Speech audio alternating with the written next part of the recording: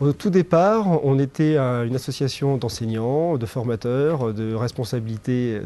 de formation pour les collectivités qui avait le projet de faire une plateforme éducative disponible en temps réel pour les établissements scolaires.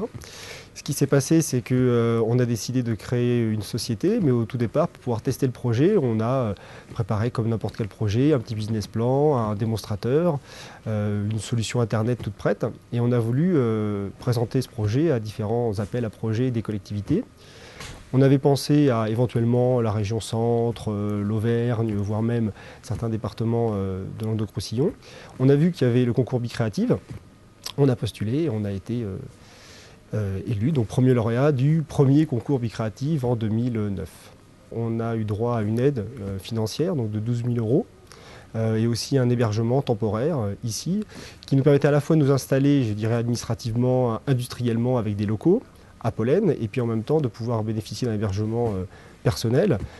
et commencer à monter tout le projet, à le peaufiner, à améliorer le business plan, à avoir des partenaires au niveau du CG par exemple, ou pour moi des établissements scolaires, des collèges sur place pour pouvoir leur montrer notre solution, tester l'application. Au niveau de l'OSER Développement, c'est par le biais d'une convention donc qui nous permet de bénéficier de l'accompagnement en termes de formation, de suivi, de rencontres, de façon à pouvoir véritablement avoir un projet ambitieux et en même temps réaliste, puisqu'il faut trouver des financements, il faut trouver des partenaires, il faut trouver des clients. En même temps, au départ, moi, je viens du milieu de l'enseignement, donc je ne connaissais rien à l'aspect économique, business, donc ça fait partie aussi de l'accompagnement. On est là pour prendre des personnes qui sont porteurs d'un projet pour en faire une entreprise et de cette entreprise en faire une industrie, si possible, rentable le plus vite possible.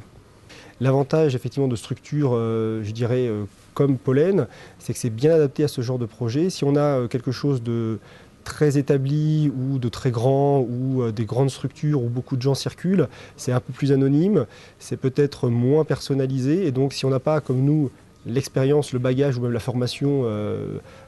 professionnelle, c'est un petit peu plus délicat. Là, on a un environnement qui est très proche, les gens sont disponibles, c'est effectivement un atout